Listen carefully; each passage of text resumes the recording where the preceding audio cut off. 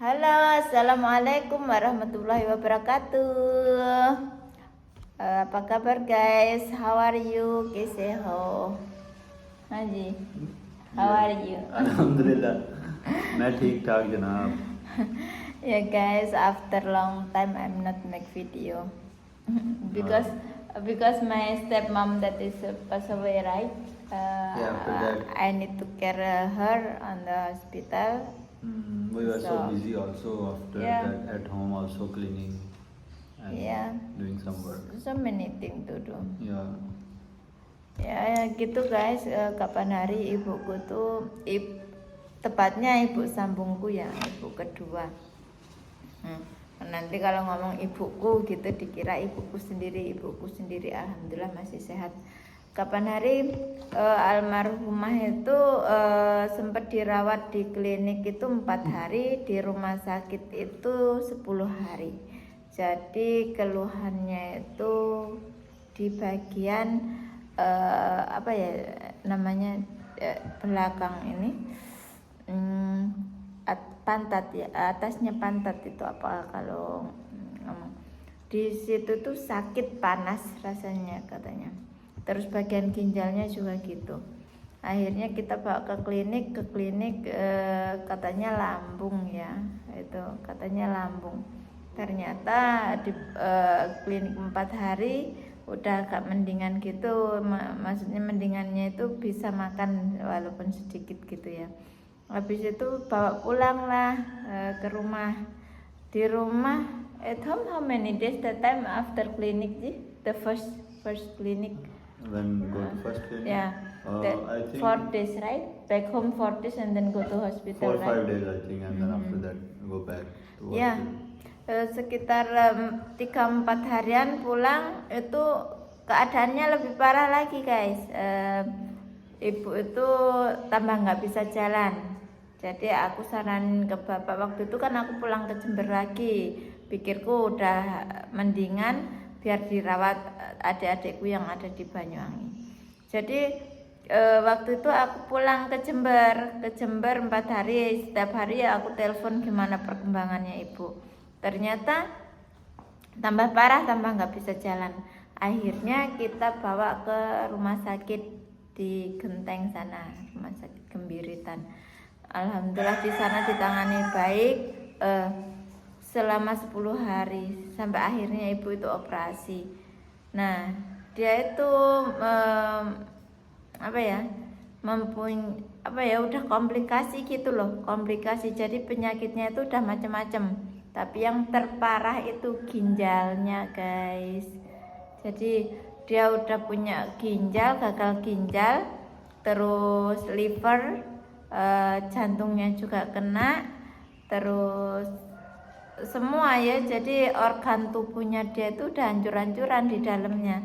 Karena mungkin juga udah salah obat atau gimana, kita juga nggak tahu. Akhirnya ibu itu dioperasi itu operation that time what date in Agustus, you remember? operation before 17 August. Yeah, 17 August, that is our so pass away. around 10 August or 12 like this, in these 7 days I think more than this.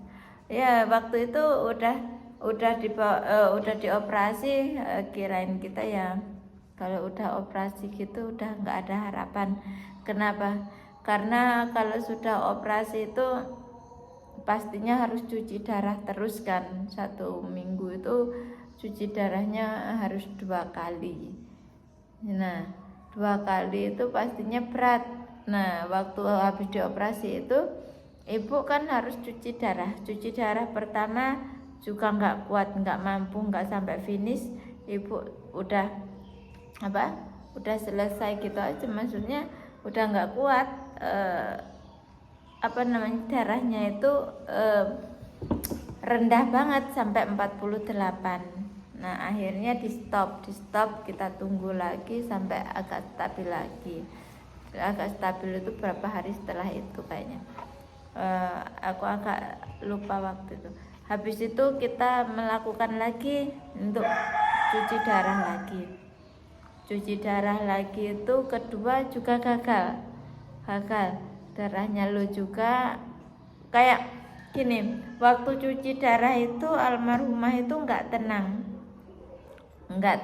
kayak takut nanti pengobatan ini kayak mungkin dari biaya juga, terus dia juga merasa sakit, semua badannya udah nggak kuat kayak gitu ya. Jadi kayak beban gitu loh, dia mikirnya aku tuh nggak mau menjadi bebannya orang-orang yang masih sehat kayak gitu. Dia tuh masya Allah, beliaunya itu masya Allah banget, orangnya kuat ya. Sesakit itu beliaunya itu, kalau nggak benar-benar dia merasa sakit banget gitu, dia nggak minta dipijetin atau gimana. Jadi orangnya nggak mengeluh terus karena sakit itu, nggak mengeluh sama kita. Jadi kayak aku ya berusaha sebaik mungkin untuk apa ya, untuk menjaga dia, ya. Kalau orang bilang dia bukan ibuku sendiri, tapi dia kan ibu dari adikku, istri dari bapakku, pasti ya juga orang tuaku kayak gitu. Yang sama aku akan perlakukan ibuku sendiri seperti aku memperlakukannya. Jadi aku nggak akan membedakan antara ibu tiriku sama ibuku sendiri. Itu yang selalu aku tanamkan dalam hatiku. Jadi selama beliaunya sakit ya aku relain ke Banyuwangi untuk jaga dia. Jadi nggak kerja selama 1 bulan aku di Banyuwangi. Kenapa kok 1 bulan? Sampai beliaunya almarhumah ya, sampai beliaunya meninggal aku masih ada di sana gitu. Jadi waktu beliaunya sebelum meninggal itu guys, 3 hari sebelum meninggal itu udah nggak mau aku tinggal. Kayak kan kita jaga itu gantian semua keluarga. Jadi gantian, kalau siang ini adikku sampai besok gitu ya, besok aku gitu. Beliaunya sudah nggak mau ditinggal. Beliaunya itu maunya aku tungguin sampai anaknya sendiri aja pun dia nggak mau gitu. Jadi aku pikir